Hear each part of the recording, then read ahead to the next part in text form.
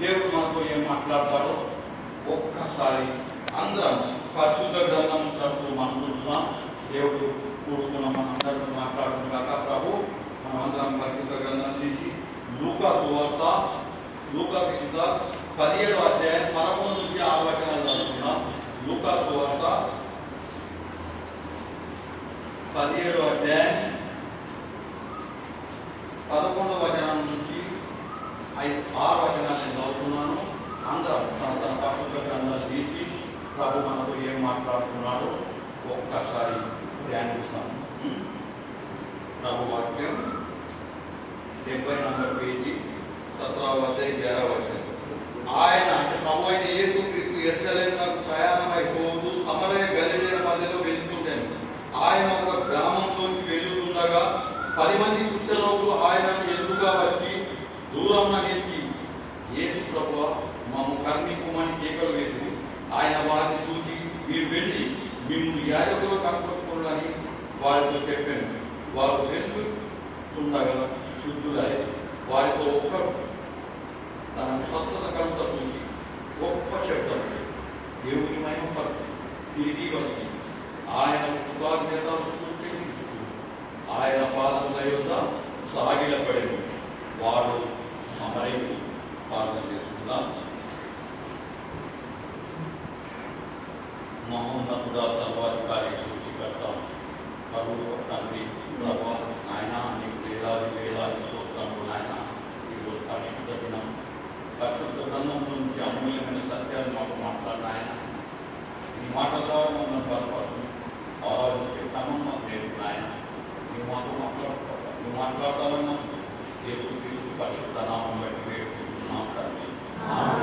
ఈ వచనాలు మనం ఎప్పుడు అవుతాం, మనకు అందరికి తెలిసిన విషయాలు.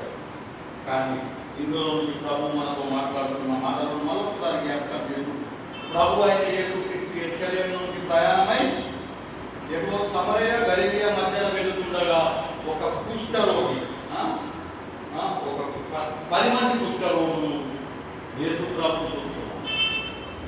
యేసు ప్రభువును చూస్తున్నారు. 10 మంది కుష్ఠరోగులు యేసు ప్రభు వెళుతున్నారు. వాళ్ళు ఎక్కడ ఉండేవారు? ఊరు బయట ఉన్నవారు. ఊరు బయట ఉన్నవారు. దేశంకు, ప్రదేశంకు, మనుషులకు, భార్య, పిల్లలకు అందరికి దూరంగా ఉండి యేసు ప్రభువును చూస్తున్నారు. యేసు ప్రభువును చూస్తున్నారు. కుష్ఠిలో ఉన్నారు, రోగంలో ఉన్నారు, బాధల్లో ఉన్నారు, శ్రమల్లో ఉన్నారు. లోకంలోకి రాలేరు, మనుషులను కలవలేరు, మనుషులను ముట్టలేరు, మనుషులను సంపాదించలేరు.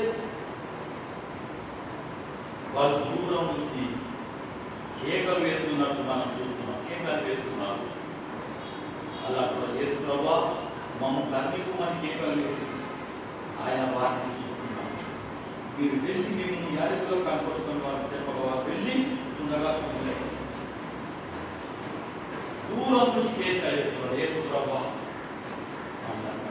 మమ్మల్ని కరుణించి, మేము బాధలో ఉన్నాం, శ్రమలో ఉన్నాం, కష్టాల్లో ఉన్నాం, ఊరి బయట ఉన్నాం, లోకంలో లేదు. మేము లోకం మమ్మల్ని అసహించుకుంటున్నారు. లోకం మమ్మల్ని దగ్గరికి తీసుకుంటలేరు. ఏ పేదోళ్ళు, గరీబ్, చిల్లర, ఎవరు నన్ను లెక్క పెడతారు, ఎవరు మమ్మల్ని లెక్క పెడతలేరు, ఎవరు మాకు ఇంపార్టెన్స్ ఇస్తలేరు, ఎవరు మమ్మల్ని ఇంటికి చేర్చుకుంటలేరు, ఎవరు మాకు తిండి పెట్టలేరు. యేసు ప్రభువా, మమ్మల్ని అని విద్యగా కేక వేస్తున్నారు. మన పరిస్థితి ఏమిటో ఒకసారి ఆలోచించాలి. మనమేమై ఉన్నాం? 10 మంది కుష్ఠరోగులు కేక వేస్తున్నారు. యేసు ప్రభువా, మమ్మల్ని కాపాడండి. యేసు ప్రభువా, మమ్మల్ని కాపాడండి. యేసు ప్రభువా అంటాడు, మీరు ఈ యాజకులకు చూపెట్టుకోండి. యాజకులకు చూపెట్టుకుని మీ శరీరం యాజకులు సర్టిఫై చేస్తారా? మన మధ్యవర్తి అందరూ అంటారా? మా ఇంటికి రా, మా ఇంటికి రా, భోజనం కూడా మా ఇంటికి రా, దిక్కు లేని అని అంటారా? చెప్పడంటారు. ధనవంతులను, పైసలు అందరూ అంటే మా ఇంటికి భోజనం కదా, వాళ్ళతో ఫ్రెండ్షిప్ చేయడానికి అంతే కదా. కానీ ఎవరు ఎవరు దిక్కు లేదు, తిండి లేదు, అందరికి దూరం అయిపోయారు. అయితే ఒక్కసారి మనం ఆలోచిద్దాం. మన పరిస్థితి ఎప్పుడు, మన పరిస్థితి. ఎఫెసీయులకు రాసిన పత్రిక 2వ అధ్యాయం 12వ వచనం తీసుకుందాం. ఎఫెసీయులకు రాసిన పత్రిక 2వ అధ్యాయం 12వ వచనం. ఇశ్రాయేలుతో సహపౌరులు కాక పరదేశులను, వాగ్దాన నిబంధన లేని పరజనులను, నిరీక్షణ లేని వారును, లోకమందు దేవుడు లేని వారు ఈ క్రీస్తుకు దూరస్తులై ఉంటుందని మీరు జ్ఞాపకం చేసుకోండి. ఈరోజు ప్రభు అన్నట్టు మీరు జ్ఞాపకం చేసుకోండి, మీరు ఏమై ఉంటారు. మన ఇశ్రాయేలుతో సహపౌరులం కామాట పరదేశము, వాగ్దానము, నిబంధన బైబుల్ మనకు లేదు, దేవుడు లేడు. ఎవరినంటే ఎవరిని మొక్కినాం. మన పల్లెటూరులో ఉన్నప్పుడు మన తాత ముత్తాతలు అది ఏదో కట్టి దాన్ని ముక్కటి మొక్కినాం. మన దేవుడు అంటే తెలియదు, పరిశుద్ధ గ్రంథం అంటే తెలియదు, సత్యం అంటే ఏంటి తెలియదు. మన తాత ముత్తాతలు అది పుట్ట మీద ఏదో వాటిని మొక్కంటే మొక్కినాం. ఏది మొక్కమంటే అది మొక్కినాం, ఏం చేయమంటే అది చేసినాం.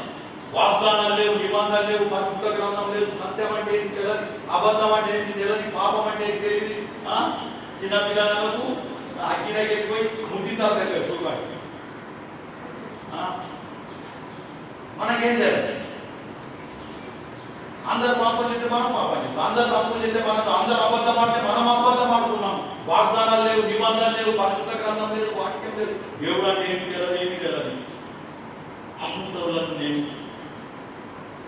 దేవుడి మందిరం తీసుకొచ్చి ఆయన ఆరాధించే భాగ్యం ఇచ్చి దాన్ని జ్ఞాపకం చేసుకోమని ప్రభు చెప్తున్నాం. ఆ కుష్ఠ రోగులు మీరు పోయి యాజకులుగా చూపెట్టుకోమంటున్నారు. నడుస్తుండగా బాగా అయిపోయారు, నడుస్తుండగా బాగా అయిపోతారు.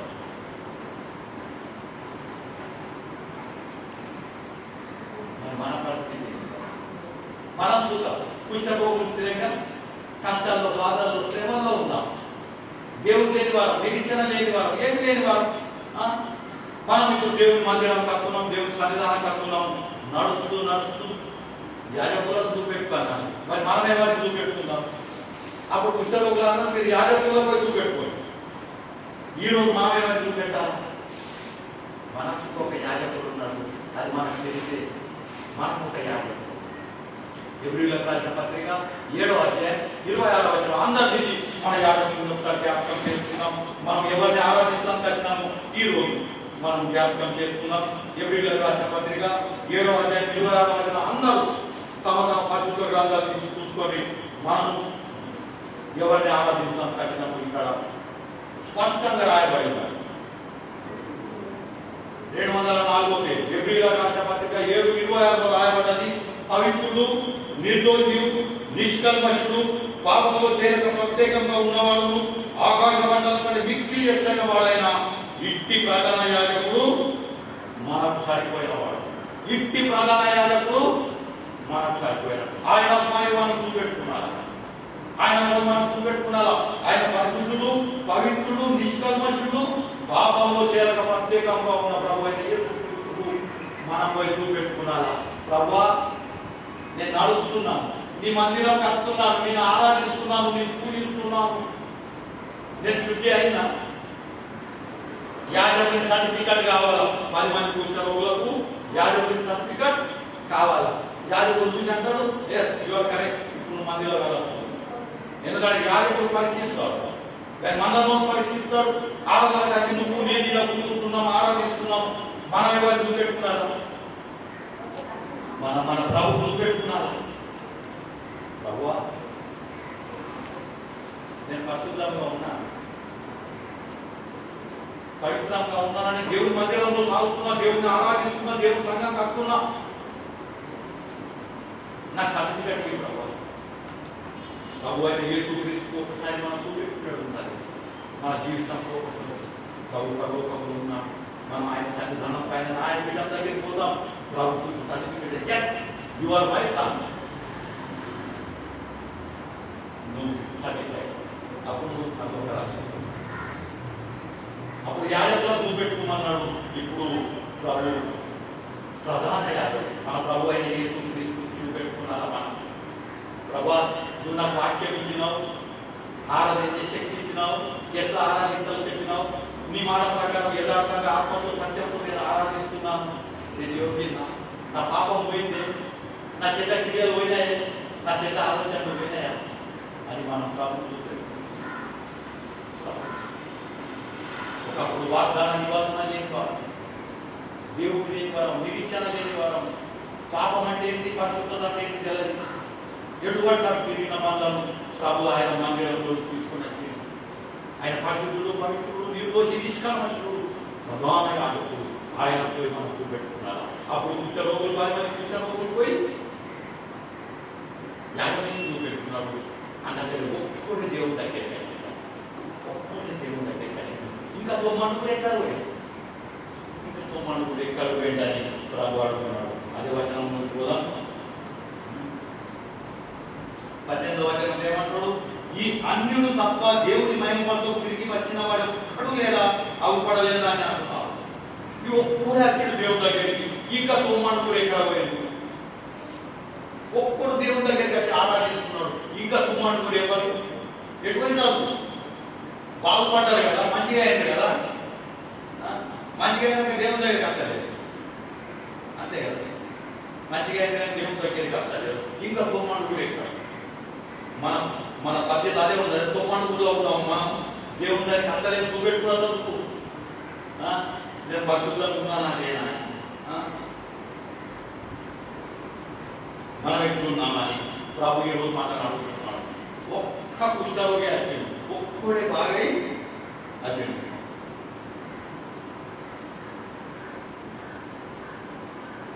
మన సంఘంలో ఎందరో ఉన్నారు, ఇలా చిన్న సంఖ్యలో మనం ఉన్నాం. ఇంకో లేఖడానికి కాపాడుకుంటున్నాడు.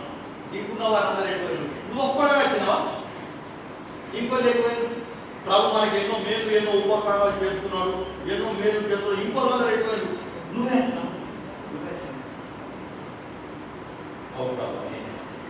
ఈ అన్యుడు తక్కువ, ఇంకెవ్వరు రాలేదా అని ప్రభు అడుగుతాడు. తెస్సలోనికీయులకు రాసిన పత్రిక 5వ అధ్యాయం, తెస్సలోనికీయులకు రాసిన పత్రిక 5వ అధ్యాయం 16వ వచనం చదువుదాం. తెస్సలోనికీయులకు 10వ వచనం, ప్రతి విషయం నందు కృతజ్ఞతాస్తుతులు చెల్లించి ఇలా చేయుట యేసు క్రీస్తునందు మీ విషయంలో దేవుని చిత్తము. ఆత్మను ఆర్పకుడి,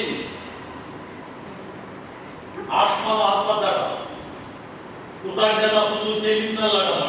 మనం ప్రతి విషయం కృతజ్ఞతాస్తుతులు చెల్లించుతూ ఇలా చేయుట యేసు క్రీస్తునందు, అది దేవుని చిత్తం. దేవుని దగ్గరికి వచ్చి కృతజ్ఞతాస్తుతులు చెల్లించాలా, యథార్థమైన ఉదయంతో, ఆత్మతో, సత్యంతో ఆరాధించాలా, అది దేవుని చిత్తం. ప్రభు చెప్తున్నాడు, వాగ్దానం లేదు, నిరీక్షణ లేదు, దేవుడు లేడు. దేవుని పరిశుద్ధ గ్రంథం అంటే తెలియదు. దేవుడు ఏంటో చూపెట్టిండు, ఆయన మందిరంలో వచ్చి కూర్చుండబెట్టిండు. 10 మందిలో ఒక్కోలా ఇయ్యాల మనం వచ్చినాము. ఆయన కృతజ్ఞతాస్తుతులు చెల్లించాలా, అది దేవుని చిత్తం. తిరిగి నలిగిన ఉదయంతో దేవుని ఆరాధించాలి, అది దేవుని చిత్తం. అది మనం చెప్తున్నామా? అది చెప్తున్నాము. ఇశ్రాయేలు ప్రజలు ఒక తప్పు చేశారు, ఆ తప్పు మనం చేయొద్దని పరిశుద్ధ గ్రంథం చెప్తున్నది. అది చూద్దాం. 106వ కీర్తన, 106 కీర్తన, 106వ కీర్తన, 106వ కీర్తన 16వ వచనం నేను చదువుతున్నాను. 106వ కీర్తన 16వ వచనంలో ఏం రాసిందంటే, 106 7వ వచనం, 106 7వ వచనం కాదు, 106వ అధ్యాయం 7వ వచనం. 106 7వ వచనం ఏమన్నది?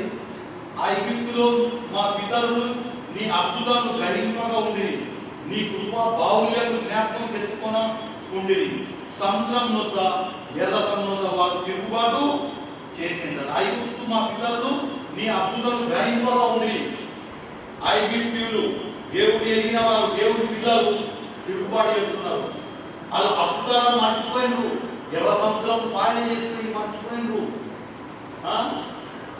బండలు కొడితే నీళ్ళు వచ్చినాయి మర్చిపోయినరు, చేతి నీళ్ళని తిండి నీళ్ళు చేసి మర్చిపోయినరు. తిండి లేదు అంటే ఆకాశం మన్నాను చూపించి దేవుడు ఆరాధించింది మర్చిపోయింది. మనం దేవుని మందిరానికి కడుతున్నాం, జాగ్రత్తగా దేవుని మందిరానికి కడుతున్నాం, దేవుని ఆరాధిస్తున్నాం. ప్రభు మనల్ని ఆశీర్వదించింది, మనకు మంచి ఉద్యోగాలు ఇచ్చింది, పైసా కామస్తున్నాం, జీతం వస్తున్నది, పైసా వస్తున్నది. దేవుడు మనను ఆశీర్వదిస్తున్నాడు, ఉద్యోగంలో ఆశీర్వదిస్తున్నాడు, బిజినెస్లో ఆశీర్వదిస్తున్నాడు. 4 పైసలు దేవుడు మనకి ఇస్తున్నాడు. మర్చిపోయినావా దేవుడు నువ్వు అని ఈరోజు అడుగుతున్నాడు. ఐగుప్తీయులు దేవుని మర్చిపోయినావు, ఈరోజు దేవుడిని మర్చిపోయినావు. 10 మంది కుష్ఠరోగులు బాగా ఒక్కడే వచ్చాడు దేవుడిని ఆరాధిస్తాం. మిగతా వాడు ఎక్కడ? దేవుడు చేసిన ఉపకారాలు మర్చిపోయినావా? దేవుడు నీకు మంచి ఉద్యోగం ఇచ్చిండు, 4 పైసలు అంటున్నాయి, మర్చిపోయినావా? దేవుడు నువ్వు మంచి బిజినెస్ చేస్తున్నావు, 4 పైసలు దేవుడు నీకు ఇచ్చిండు, ఇక దేవుడి దగ్గర తెలుసుకోవాలని మర్చిపోయినావా అని ప్రభు ఈరోజు అంటున్నాడు. ఐగుప్తులు అదే చేసిన దేవుడు మర్చిపోయిన దేవుడు ఎన్నో మేలు ఎన్నో ఉపకారం చేసిన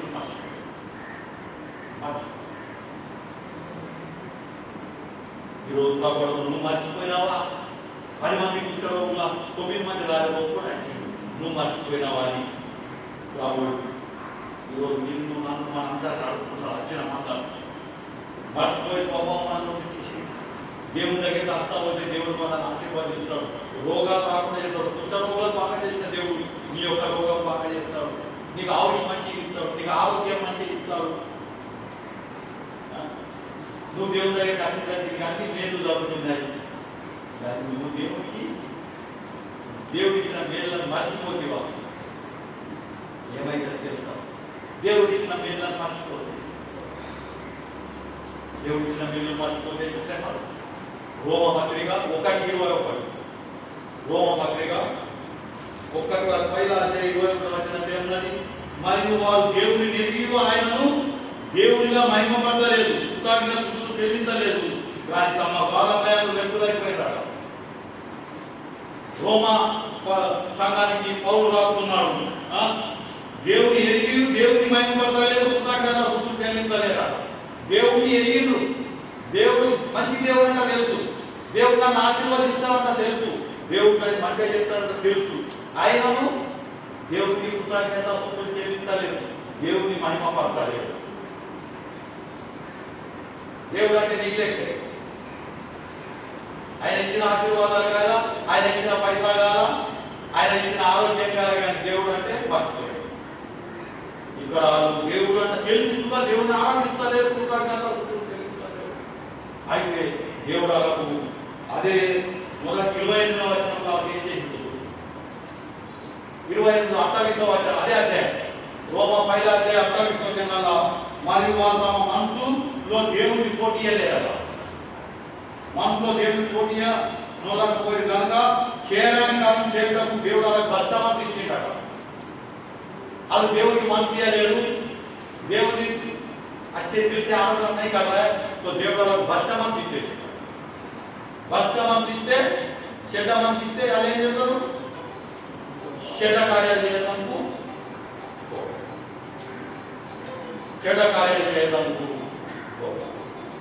దేవుని ఎరిగి దేవుని ఆరాధించకుంటే, దేవుని ఎరిగి దేవుని పూజించకుంటే దేవుడు భ్రష్ట మనసు ఇస్తాడుతున్నా. ఈరోజు మనం దేవుని ఎరిగి దేవుని ఆరాధిస్తారేమో, దేవుడికి భయపడతారేమో, దేవుడు మన మనసు కఠినం చేసేస్తాడు, మన భ్రష్ట మనసు దేవుని దగ్గర రాకుండా చేసేస్తాడు, సాధారణాలకు కబ్జా చేసేస్తాడు, సాధారణ హృదయంలో ఉండి దేవుడికి దూరం చేసేస్తుంది, ఆశీర్వాదాలకు దూరం అయిపోతాం. మనం అనుకుంటాం ఇలా మంచి జీతం పెట్టుకున్నాను, నేను మంచిగా సంపాదిస్తున్నాను, నేను మంచి బిజినెస్ చేస్తున్నాను, నాకు మంచిగా పైసా వస్తున్నాను అనుకుంటున్నావు, కానీ దేవుడికి దూరం అయిపోవా, దేవుడిని ఎరిగి దేవుడికి దూరం అయిపోయేవా, దేవుడికి భ్రష్ట మనసు. ఒకసారి భ్రష్ట మనసు ఇచ్చిన తర్వాత నువ్వు చెడ్డ కార్యాలకు పోతావు, చెడ్డ కార్యాలకు పోయిన మంచి మనం చూస్తూ అంటారు. కానీ మొన్నదాకా మంచిగా పోతుంటే అది మంచిగా ఆశీర్వదించి ఏమైంది? దేవుడికి కృతజ్ఞత చెల్లించలేదు, దేవుడిని ఆరాధించలేదు, దేవుడు మంచివాడంట తెలుసు, దేవుడి దగ్గరికి వెళ్తే నాకు మేలు దొరుకుతాయంట తెలుసు, కానీ దేవుడు దొరకదు. వచ్చిన మనసు దేవుడి దగ్గర మనసులో ఉండాలి. దేవుడు భర్త మనసు చెప్పాడు, శ్రవణ పాలు చేస్తాడు, బాధ పాలు చేస్తాడు. అట్లా చేయొద్దని ప్రభు వాక్యం మనతో మాట్లాడుతున్నాడు. మన ప్రభు మన అన్ని ఎరిగిన దేవుడు, మన గురించి అన్ని తెలుసాయి. కీర్తనకారుడు అంటున్నాడు 139:1-2 కీర్తన 139:1-2 కీర్తన 139:1-2 చదువుకోండి అందరూ. పరిశుద్ధంగా 139 కీర్తన. యెహోవా నీవు నన్ను పరిశోధించి తెలుసుకొని ఉన్నావు, నేను కూర్చుంటా నేను లేచుగా నీకు తెలియను, నాకు కలం పుట్టక మునిపే నీవు నా మనసు గ్రహించి ఉన్నావు అంటాడు. దేవా నన్ను పరిశోధించి తెలుసుకో అంటున్నాడు. నేను కూర్చుంటా నేను లేదుగా నాకు నీకు తెలుసు, నాకు తలపు పుట్టక ముందే నువ్వు నన్ను గ్రహించి ఉన్నావు. దేవుడు మనల్ని గ్రహించి ఉన్నాడట. మనం పడుకుంటా లేదుగా తెలుసు, మన మంచం మీద పండుకొని ఎన్ని చెడ్డ ఆలోచనలు ఆలోచిస్తున్నావు ఆయన తెలుసు. నీ చెడ్డ తలంపులైనా తెలుసు, నీ చెడ్డ క్రియలైనా తెలుసు, నువ్వు ఎట్లా ఆరాధిస్తున్నావో ఆయన తెలుసు, నీ మనసు ఎట్టున్నావో తెలుసు, నువ్వేం చెప్తున్నావో తెలుసు. దేవుడు నిన్ను ఆశీర్వదించిన తర్వాత, నిజమైన దేవుడు ఎవరో తెలిపిన తర్వాత, నువ్వు దేవుడికి దూరం అయితే దేవుడు కష్టమని నువ్వు ఇట్లా అనుకోకు, నిన్ను దేవుడు చూస్తలేడు. ఇలా ఆరాధనకు అతిథులను దేవుడు చూస్తున్నాడు, దేవుని దగ్గరికి రానోళ్ళను కూడా చూస్తున్నాడు. जो कोई प्रभु के पास नहीं आया उसको भी देखेगा, అందరినీ చూస్తున్నాడు. మనం కూర్చుంటా లేచుతా ఆయన తెలుసు. దావి మాట్లాడాలంటే యెహోవా దేవా, నేను కూర్చుంటా, నేను పండుకుంటా, నేను లేచుతా, నా మనసులో ఏం ఆలోచనలు ఉన్నాయి అవన్నీ నీకు తెలుసు అని ప్రభు ఈరోజు మనతో మాట్లాడుతున్నాడు. ప్రభుకు అన్నీ తెలుసు. దేవుని దగ్గరికి వచ్చిన నువ్వు నేను ఆశీర్వాదాలు పొందాలి. ఇశ్రాయేల్ జనాంగాలు ఆశీర్వదించింది, వాళ్ళు దేవుడు చేసిన దేవుని మర్చిపోయింది. ఒకసారి ఆలోచిద్దాం. దేవుని ఎగక ముందు మనం ఎట్లుండి దేవుని దగ్గర ఖచ్చితంగా మనం ఎట్లయ్యాం. ఒకప్పుడు మనం ఏమైంది, దేవుడికి ఎలా మనం ఏ స్టేజ్కి తీసుకొచ్చింది, దేవుడు మనల్ని ఎంత ఆశీర్వదిస్తున్నాడు, దేవుడు మనకి ఎన్ని గెలుపు చేస్తున్నాడు, మనం మాత్రం ఆలోచించే విషయం. ఒకప్పుడు నా పరిస్థితి ఏముంది దేవా, ఈరోజు నన్ను ఏం తీసుకొచ్చినావు, నువ్వు చేసిన మేలు, నువ్వు చేసిన ఉపకారాలకు కృతజ్ఞతలు చెల్లించుకుంటున్నా ప్రభావ. నువ్వు చేసిన మేలులను నేను జ్ఞాపకం చేసుకొని నేను నిన్ను ఆరాధిస్తాను ప్రభావ. నువ్వు గొప్ప దేవుడు ప్రభావ. నేను పండుకుందా నీకు తెలుసు, నేను చేస్తుందా తెలుసు, నా జీవితం నీకు తెలుసు అని ఆరాధిస్తామా? ఇప్పుడు 10 మంది పుస్తక పిల్లలకి ఒక్కడొచ్చి దేవుడిని ఆరాధిస్తున్నాడు. దేవుడు అంటున్నా చెప్పాలి, ఈ అన్యుడు తప్ప ఇంకొక రాలేదు. మనం దేవుడి దగ్గరికి వచ్చినాం, ఆయన మేలు మనకు తెలుసు, ఆయన మనకు చేసిన ఉపకారాలు తెలుసు, ఆయన చేసిన మేలు మనకు తెలుసు. అయిలాగా మనం మర్చిపోవాలి, శ్రమల పాలై బాధల పాలై దేవుడు మనకు కష్టం చేయకుండా మనం దేవుడిని తెలుసుకున్నాం. నా ప్రభావం నేను పండుకుంటా, నేను చేస్తాను నీకు తెలుసు ప్రభావం. నేను మనసు మీద పండుకొని ఏం ఆలోచిస్తున్నాను నీకు తెలుసు ప్రభావం. నా మనసు ఎత్తుకున్నాను నీకు తెలుసు అని గొప్ప దేవుడు అని తెలుసుకుని ఆరాధిస్తాం. ఆగి ఒక వచనం ఆరాధిద్దాం. విలాప వాక్యాలు 3వ అధ్యాయం 40వ వచనం 10 ప్రభుని ఆరాధిద్దాం. 3వ అధ్యాయం 40వ వచనం 684 పేజ్ లాస్ట్ ఉండాలి. మనం ఆరాధిద్దాం ప్రభును. మన మార్గంలో పరిశోధించి తెలుసుకొని మనం యెహోవా తట్టు తిరుగుతాం. మన మార్గంలో పరిశోధించి తెలుసుకుందాం, మనము యెహోవా తట్టు తిరుగుదాం. మన మార్గం మన ఉదయం ఉన్నదని తెలుసుకుందాం. అవు ప్రభా मैं तेरे को धोखा दे रहा हूँ, मैं प्रभु के पास आ रहा हूँ, देव नगर का आ रहा हूँ, आराधना कर रहा हूँ, मगर मेरा दिल अभी तक सही नहीं है. मैं देव नगर का ना मानसिक सरिगा లేదు, నా తలంపులు సరిగ్గా లేదు, నా ఆలోచన సరిగ్గా లేవు ప్రభు. నన్ను నీ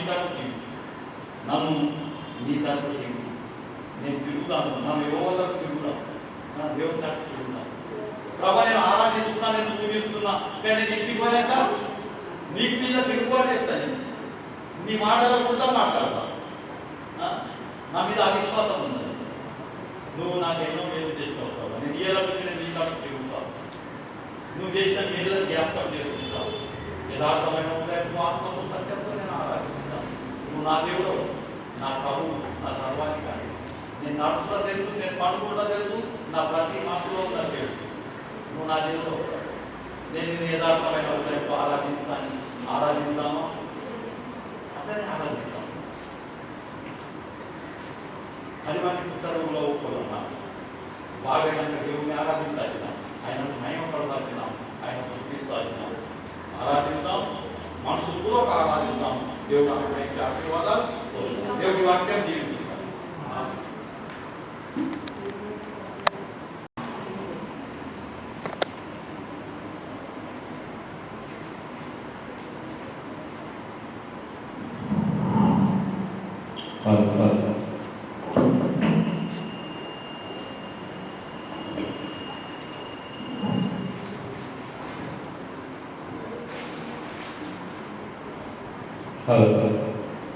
మీ అందరికీ నా హృదయపూర్వక వందనాలు.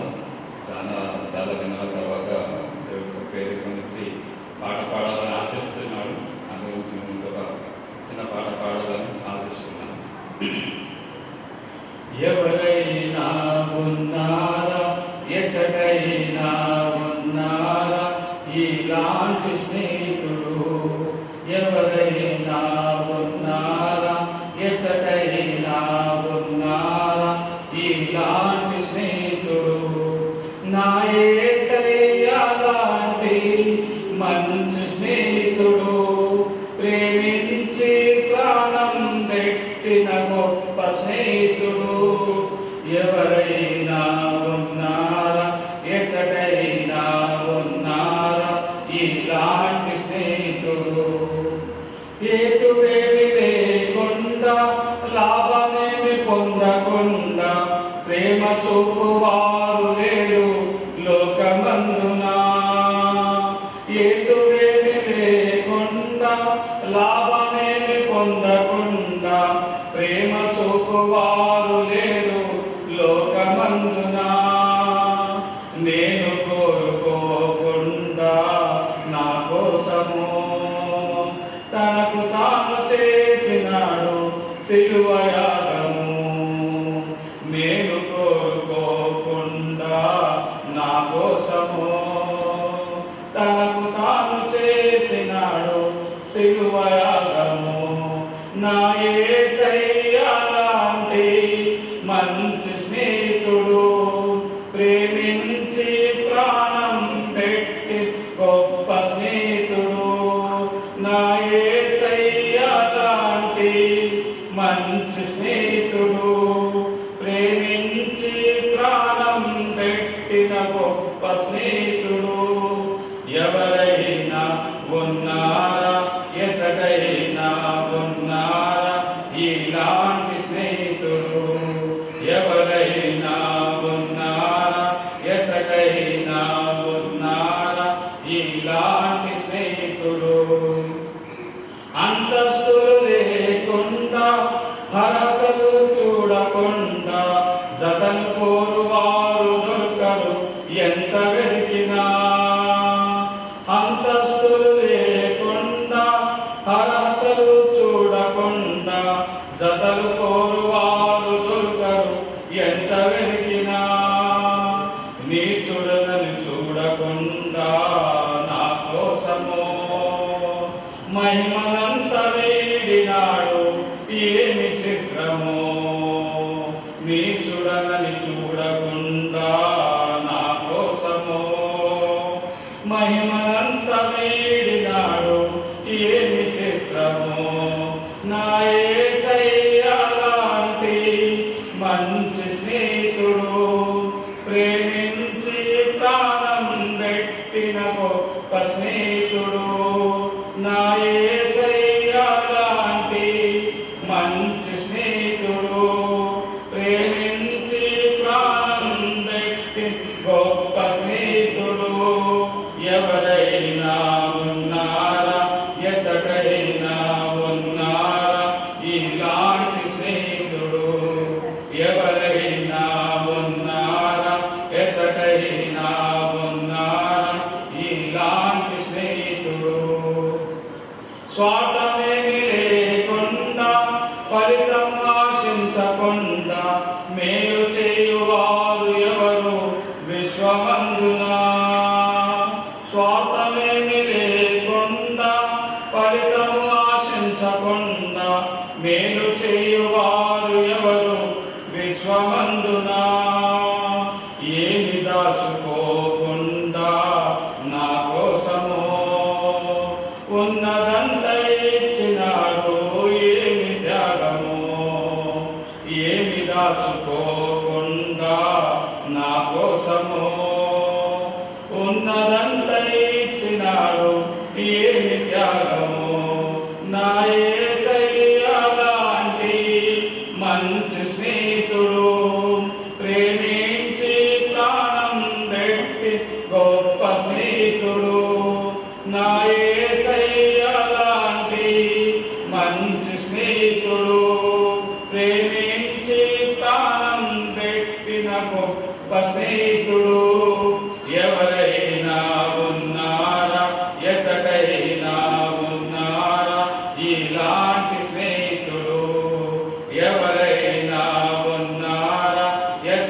ఎవరైనా ఉన్నారా ఇలాంటి స్నేహితుడు, ఇలాంటి స్నేహితుడు.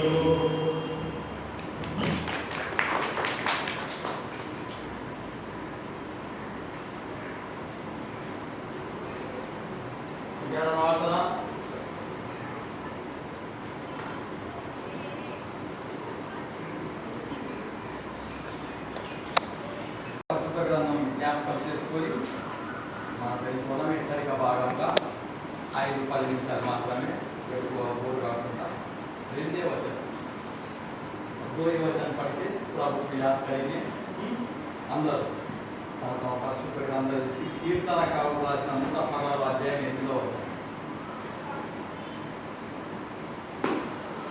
కీర్తన అందరికి తెలిస్తే 116వ అధ్యాయం 8వ వచనం చదువుతున్నాను.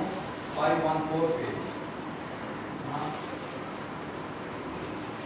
116:8. మరణం నుండి నా ప్రాణము, కన్నీళ్లు విడవకింద నా కన్నులను, జారి పడకుండా నా పాదములను నీవు తప్పించి ఉన్నావు. పాదం చేద్దాం. మహోన్నతుడ సర్వాధికారి సృష్టికర్త సర్వోపత్తాన్ని ప్రభా నాయన ప్రభా ఈ పరిశుద్ధ దినమై హెచ్చరిక భాగంగా ఇబ్బందుల్లో పెట్టినావు నాయన. మా అందరితో మాట్లాడు నాయన. నీ మాటలు నిలబడినాను ఒక దూరంగా వాడుతున్నాయన. నువ్వే మాట్లాడు. నీ మాటలు వినిపిస్తావు. వేడుకుంటున్నాం తండ్రి. ఇక్కడ దావీదు మహారాజు దేవుడు చేసిన మేళ్లను ఉపకారాలను ఏం చెప్తున్నాడు? జ్ఞాపకం చేసుకుంటున్నాడు. ఆయన అంటున్నాడు, మరణం నుండి నా ప్రాణమును, కన్నీళ్లు విడవకుండా నా కన్నులను, జారిపోకుండా నా పాదములను తప్పించి ఉన్నావు అంటున్నాడు. రాజుగా ఉన్నాడు. ఎప్పుడు యుద్ధాలే, ఎప్పుడు యుద్ధం, ఎప్పుడు ఏమైతుందో తెలియదు. అందులో నుంచి దేవుడు అతన్ని తప్పిస్తా ఉంటే అతడు మాట్లాడిన మాట. అతడు అంటున్నాడు, మరణం నుంచి నా ప్రాణాన్ని కాపాడావు, కన్నీళ్లు విడుకుంటా నా కన్నులను, సారిపోకుండా నా పాదములను నీవు తప్పించి ఉన్నావు అంటున్నాడు. ఎంత గొప్ప దేవుని తలపోతున్నాడు. ఉపకారాలు ఆయన చేసిన ఉపకారాలను తలపోతున్నాడు.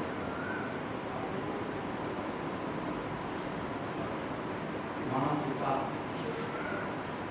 దేవుణ్ణి ఒకసారి ఆయన చేసిన మేలు చేస్తున్నాడు. దేవుడు మన పానంలో దేవుడు ఆరోగ్యం ఇస్తున్నాడు, అన్ని ఇస్తున్నాడు. మనం కూడా దావీదు మహారాజుగా ఉన్నారు. ఎప్పుడు సానుకుంటున్నామా? సనికి ఏమైందంటే సంవాదం వచ్చి పట్టుకుంటాం. ఎప్పుడు సానుకుంటా ఇస్రాయేలు సానుకుంటా గుంటుకుంటా పోయింది. ఎప్పుడు ఇదే ఆరామం, ఎప్పుడు ఇదే మన్నా మన పాద జ్ఞాపకం అవుతుంది. కీరకాయలు, దోసకాయలు, మటన్, మచ్చి, బిర్యానీ జ్ఞాపకం అవుతుంది. ఎప్పుడు మన్నా తినిపిస్తావా? ఎప్పుడు ఇదే ఆరామా? ఎప్పుడు ఇదే ఆరామా? దేవపాఠ్యం అనే ఆరామం తినిపిస్తావా? శరీర భోజనం చేయడాన్ని సాగుతున్నారు. దానికి సంవాదం వచ్చి పడతారు అని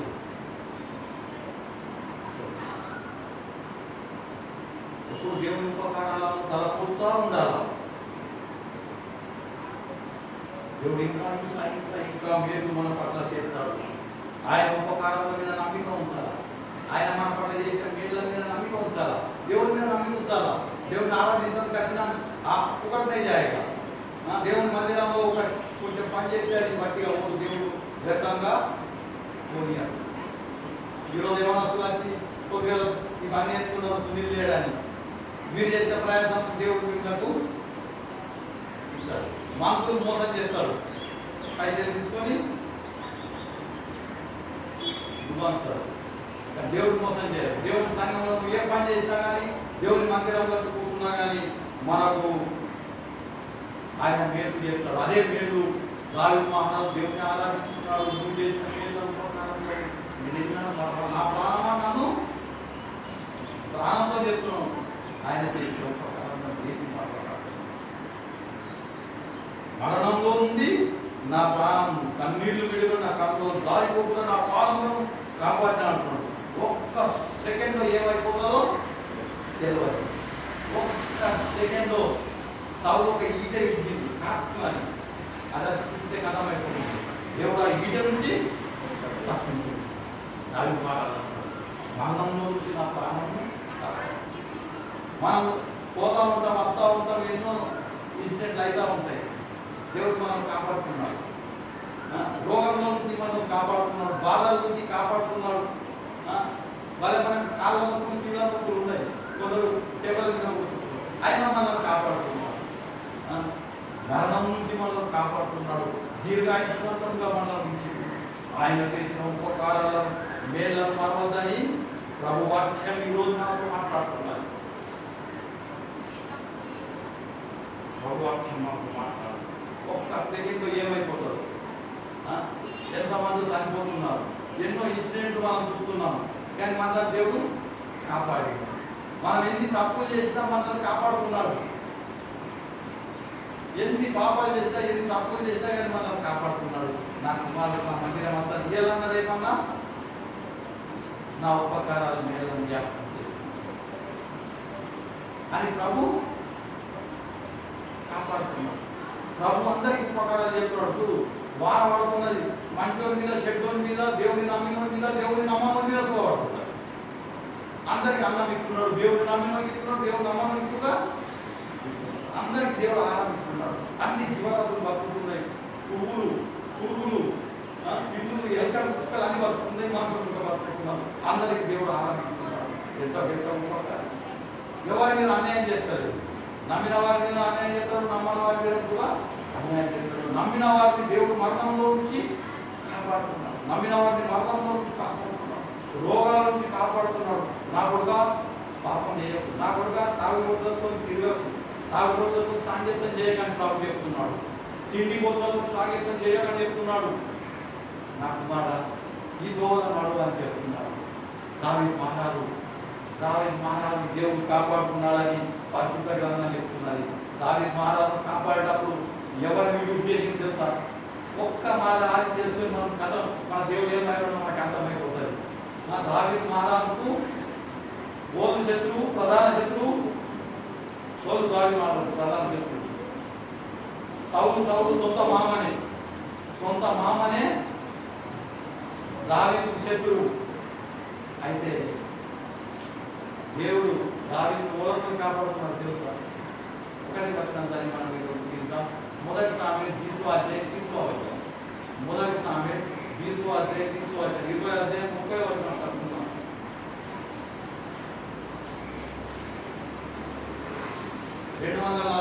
పేరు సౌలు యోనాతాను మీద బహుగా కోపపడ్డాడు. అగరగొట్టు దాని కొడుక, నీకును నీ తల్లి మానవునకును సిగ్గు కలుగునట్లుగా నీవు యెష్షై కుమారుని స్వీకరించిన సంగతి నాకు తెలిసినది కదా అంటున్నాడు. సౌలు అంటున్నాడు యోనాతానుతో బహుగా కోపపడ్డాడు. అగరగొట్టు దాని కొడుక, నీకును నీ తల్లి మానవునకు సిగ్గు కలుగునట్లుగా నీవు యెష్షై కుమారుని స్వీకరించిన సంగతి నాకు తెలిసినది కదా అంటున్నాడు. యోనాతాను ఓలు సౌలు కుమారుడే. సౌలు కుమారుడు దావీదును ప్రేమిస్తున్నాడు. మన ఇంటికి అవమానపరిచినోడు, మన ఇంటికి సిగ్గు తెచ్చినోడికి నువ్వు కాపాడుతున్నావు అని అలా సొంత తండ్రి సౌలు అంటున్నాడు యోనాతాను. దేవుడు శత్రువు యొక్క కొడుకును వాడుతున్నాడు, మరణం నుంచి తప్పించడం కోసం వాడుతున్నాడు, శత్రువు యొక్క కొడుకును వాడుకుంటున్నాడు. ఎప్పుడెప్పుడైతే సౌలు దావీదును చంపాలనుకుంటాడు, యోనాతాను వచ్చి దావీదుకు చెప్తున్నాడు, మా తండ్రి నిన్ను చంపాలనుకుంటున్నాడు, నిన్ను ఈడగొట్టాలనుకుంటాడు, నిన్ను ఇక్కడ దొరకగొట్టాలనుకుంటాడు, శత్రువులను అక్కడికి పంపించి ఇక్కడ అన్ని చెప్తున్నాడు యోనాతాను. దావీదు దేవుడిని నమ్మినాడు, దేవుడికి భయపడేవాడు, దేవుని మందిరంలో ఉండేవాడు. ఆయన కాపాడడానికి శత్రువు యొక్క కుమారుని వాడు దావీదు కాపాడతాడు.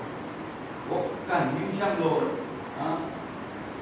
యోనాతానుతో దావీదు ఏమంటాడు తెలుగా? అందులో మరణానికి నాకు ఒక్క అడుగు దూరం ఉన్నది అన్నాడు.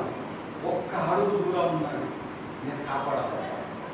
మరణానికి నాకు ఒక్క అడుగు దూరం ఉన్నది. దేవుడు కాపాడుతున్నాడు. శత్రువు యొక్క కుమారుడు స్నేహితుడు మళ్ళా దేవుడు ఎట్లా కాపాడుతున్నాడు? ఎన్నో పనుల పోతున్నాం, వెళ్ళిపోతున్నాం, మన డ్రైవింగ్ పని చేసుకుంటున్నారు, మనలో ఎన్నో పనులు చేసుకుంటున్నారు, హాస్పిటల్లో పని చేసుకుంటున్నారు. ఒక్క పాయిజనస్ గ్యాస్, ఒక్క శాఖి మనిషిని ఏం చేస్తున్నారు? దేవుడు మన మరణంలో నుంచి కాపాడుతున్నాడు, మంచి ఆరోగ్యం ఇస్తున్నాడు. ఆయన చేసిన ఉపకారాలను మేధాన్ని ఎందుకు మర్చిపోవాలా? 106వ కీర్తనలో దావీదు మాట్లాడుతూ నా ప్రాణమా యెహోవాను సన్నిధించుము. ఆయన చేసిన ఉపకారంలో దేన్ని మనం ఆయన మన పట్ల చేసిన ఉపకారాలను దేన్ని మరవద్దని చెప్తున్నాను. ఎప్పుడు మరవద్దు. విడవకుండా నా కన్నులను కాపాడుతున్నాడు, ఏడవకుండా నా కన్నులను కాపాడుతున్నాడు. ఎన్నో దుఃఖాలు, ఎన్నో బాధలు, భార్య వలన దుఃఖం, భర్త వలన దుఃఖం, పిల్లల వలన దుఃఖం, కష్టాలు, ఏడుపులు, అందులో నుంచి కాపాడుతున్నాడు. కన్నీళ్ళు విడవకుండా నా కన్నులను కాపాడుతున్నాడు. దుఃఖం ఉన్నది, బాధ ఉన్నది, కానీ దేవుడి మీద ఒక నిరీక్షణ ఉన్నది. ఆయన నన్ను కాపాడుతున్నాడు. జారిపోకుండా నా పాదములను కాపాడుతున్నాడు. జారిపోకుండా, జారిపోతాను, జారిపోతాను. దేవుని మందిరికి వెళ్తాం, బయటికి వెళ్ళాక స్నేహితులు కలుగుతారు, వైసా కరెంగే అలా మాటలు బట్టి అటు పోతే జారిపోతాను. జారిపోకుండా దేవుడు కాపాడుతున్నాడు. నా కొడుక సాధారణ జిల్లాలు వస్తున్నారు, నీకు అన్ని బడకాస్తున్నారు, నీకు అన్ని తప్పుడు బోధలు చెప్తున్నారు. జారిపోతున్నాడు, జారిపో. సాధారణ మాట పట్టుకో, అపవాది మాట పట్టుకో. అపవాది ఏదో ఏదో తంత్రాలు పెట్టి మాట్లాడతాయి. నీ ఆలోచనలు, నీ తలంపులు ఏమున్నాయి? మనిషి యొక్క హృదయం ఘోరమైన బ్యాడ్ కలదని ఎవరు గుర్తుకోవాలంటారు? డబ్బు అయినా చేసి గుర్తుపడతావు.